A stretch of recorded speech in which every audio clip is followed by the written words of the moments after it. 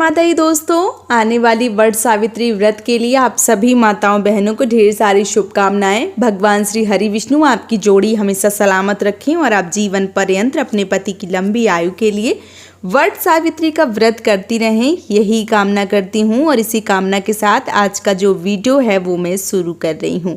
दोस्तों, आज की वीडियो में मैं बात करने वाली हूँ पंखा को लेकर, क्योंकि इस व्रत में, इस पूजा में पंखा का विशेष महत्व बताया गया है। जो सारे लोग इसे हाथ पंखा या बेना के नाम से भी जानते हैं। तो जो बांस का पंखा है या जो बांस का बेना है वो इस पूजा में काफ़ी महत्व जो है वो रखता है। अब बहुत सारी बहनों के ये भी प्रश्न आते हैं कि दीदी जो बांस का पंखा है वो हमें कितने पंखा पूजा में शामिल करना चाहिए।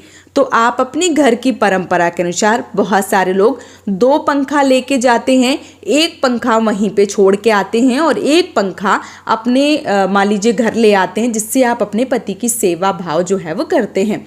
बहुत सारे लोगों के घर की परंपरा के अनुसार एक पंखा ही लेकर जाते हैं और वट वृक्ष की पूजा सेवा करने के बाद में वही पंखा जो है वो वापस लेके आते हैं और उसी पंखे से जो पति को हवा है, जो पति की सेवा है, जो पति को एक तरीके से पंखा झलना है, वो उसी पंखे से करती हैं। तो अगर आपके यहाँ 2 विधान हैं तो आप 2 ले जाइए, नहीं तो आप एक पंखा जो है वो भी लेके जा सकती हैं। कई बारी एक पंखा जो है वो भी मिलना बहुत मुश्किल हो जाता है, तो आप एक पंखा अगर मिल जाता है तो आप लेके जाइए और वट वृक्ष की सेवा भाव जो है वो कीजिए। उसके बाद वही पंखा वापस लेके आइए और अपने पति की जो सेवा है उसी पंखे से आप कर सकती हैं। साथ ही साथ बहुत सारे लोगों के मन में ये भी प्रश्न आएगा, जो पहली बार माताएं बहनें इस व्रत को करेंगी तो उनको ऐसा लगेगा कि 2 पंखा हम लेके जाएं तो एक पंखा वहां पे चढ़ाना जरूरी है।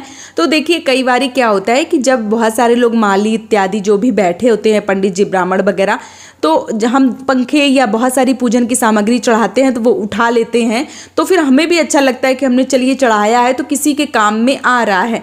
कई बार हम ऐसी जगह पे पूजा करते हैं जहाँ पे दूर दूर तक कोई नहीं भटक रहा होता है, वो सामान जो है वो हम वहाँ पे चढ़ा के आ जाते हैं, फिर वो ऐसे ही पड़ा रहता है, उसका कोई यूज़ नहीं होता है। तो ऐसे में हमें एक ही पंखा लेके जाना चाहिए। वट वृक्ष की सेवा भाव जो है वो करने के बाद वही पंखा प्रसाद के रूप में वापस घर लाना चाहिए और उसी पंखे से पति की सेवा जो है वो करना चाहिए। तो आप इस प्रकार से भी कर सकते हैं। या बहुत सारे लोग क्या करते हैं, जो पंखा है उसी में रख के सारा प्रसाद जो है वो किसी को दान में देते हैं। तो आपके घर की परंपरा के अनुसार आप देख लीजिए कि आपके यहाँ कैसा होता है, आपको उसी प्रकार से जो है वो करना चाहिए। और अगर आपको नहीं पता है तो फिर जैसे मैं बता रही हूँ कि मान लीजिए एक पंखा जो है वो लेके जाइए, पूजा पाठ कर लीजिए, पंखा जो है वो वट वृक्ष को झल लीजिए, उसके बाद वही पंखा जो है वो वापस ले आइए और उसी से पति की सेवा जो है वो कर सकते हैं। आप अपने घर की परंपरा के अनुसार जो है वो कर सकते हैं। तो उम्मीद करती हूँ कि पंखे के बारे में ये छोटी सी जानकारी आप सबको काफ़ी ज़्यादा पसंद आई होगी।